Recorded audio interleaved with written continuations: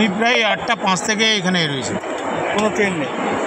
এই তো 9টা 15-14তে ছাড়লো এক একটা ট্রেন।